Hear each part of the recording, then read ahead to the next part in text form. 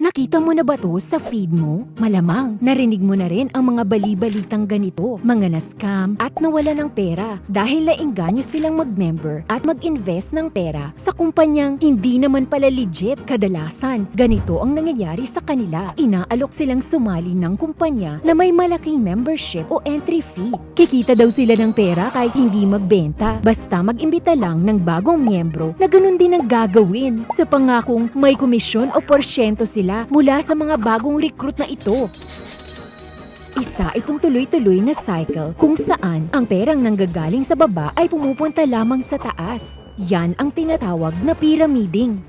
Habang tumatagal, hindi lang maliit na pagkalugi ang nagiging epekto nito, kundi malaking kawalan ng pera para sa mga biktima, mapanigosyante, estudyante o OFW dahil lang sa pangakong dodoble o titriple ang pera nila. Sad no? Sa umpisa lang pala at hindi pang matagalan. Teka, bakit yung kumpare mong inaalok ang mag-member may bagong kotse at yung 20 years mo ng kumare nakapagpundar pa ng parlor? Good question. Hindi kasi lahat ng direct selling company o mga kumpanyang nag-aalok ng produkto sa pamamagitan ng one-on-one selling ay pyramiding. Sa katunayan, karamihan sa kanila lehitimong negosyo na tumutulong sa mga miyembrong kumita sa legit o legal na paraan. Paano mo naman malalaman kung legit ba yan o hindi? Gamit ang tinatawag na 8-point test, maaari nating malaman kung legit direct selling o pyramiding ang ating papasuking negosyo. Suriin at sagutin ang checklist na to para malaman kung legit ba yan. Una, may produkto bang binibenta sa'yo si kumare o kumpare? Ang legit na direct selling sa pagbebenta ng lehitimong produkto kumikita, habang sa pyramiding, kadalasan ay puro sa recruitment fees lang. Ang komisyon ba na kikitain ay mula sa pagbebenta ng produkto at hindi mula sa registration o entry fees ng mga recruit? Kapag ikaw ay kumikita galing sa registration fee ng recruits, maski may kasamang produkto pa ito, pyramiding yan. Dahil sa legit mula sa binentang produkto, galing ang kita. Hindi ba posisyon ang layunin ng pagbebenta ng produkto? Sa pyramiding kasi, pati posisyon pwedeng bilhin. Ang isang tao ay pwedeng magkaroon ng 2 o higit pa sa 30 slots o multiple distributorship para dumami ang kikitain mula sa mga recruit.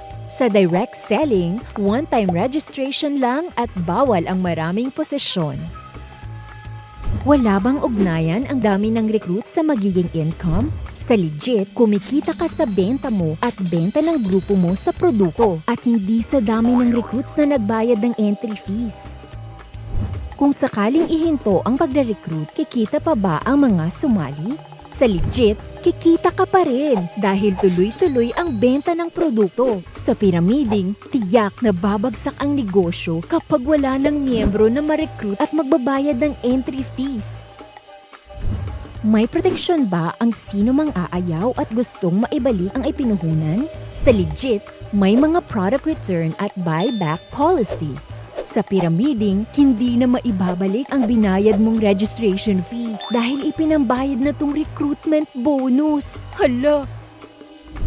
May halaga ba sa merkado o fair market value ang mga produktong binibenta? Bibilhin ba ng consumers ang produkto ayon sa presyo at kalidad nito? Bibilhin ba ng tao ang produkto kahit hindi sila magmiyembro? Sa ibang pyramiding kasi, kailangan miyembro ka muna bago makabili. At minsan, ang babayaran mo para maging miyembro, mas malaki pa kaysa sa halaga ng produktong ibibigay sa'yo. Kung oo ang sagot sa lahat ng katanungan na yan, legit yan! Kaya huwag matakot mag-deal. At kung hindi naman ang sagot sa maski isang tanong dito, naku, magdalawang isip ka na. Ang Direct Selling Association of the Philippines ang opisyal at legit na organisasyon ng mga direct selling company sa bansa at kasali din sila sa World Federation of Direct Selling Associations base sa Amerika. Para maiwasan at matulungan tayong pag-ibahin ang dalawa, may mga patakaran at batas na tumutulong proteksyonan ang mga mamamayan at negosyante. Magkaakibat ang Department of Trade and Industry o DTI at Direct Selling Association of the Philippines o DSAP sa paniniguradong legit lamang ang mga ka-deal mo. Huwag maging biktima. Suriin ang kumpanya ng maigi gamit ang 8-point test bago mag-invest. Kung tanungin kang open-minded ka ba, balikan mo ng legit ba yan? Para i-check ang mga legit na member companies at karagdagang impormasyon tungkol sa 8-point test, maaaring kontakin o bisitahin ang website ng DSAP sa www.dsap.ph. Para i-report ang mga hindi legit na kumpanya o kumpanyang nagsasagawa ng pyramiding, kontakin ang DTI sa DTI Direct Hotline o mag-email sa consumercare@dti.gov.ph. Tandaan, ang direct selling ay hindi pyramid scam.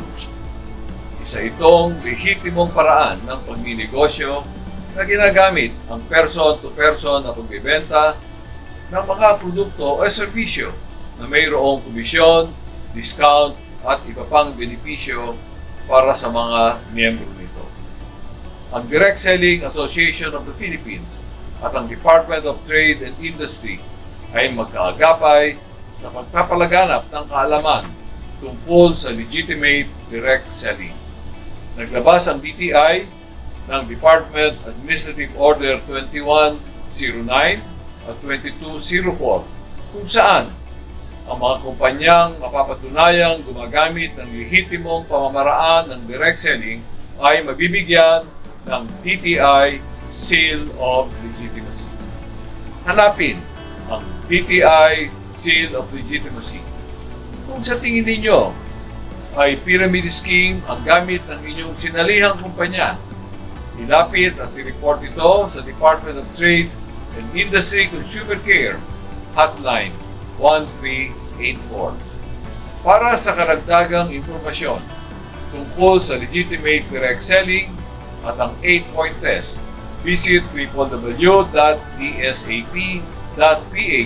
o bumisita sa pinakamalapit na negosyo center sa inyong lugar.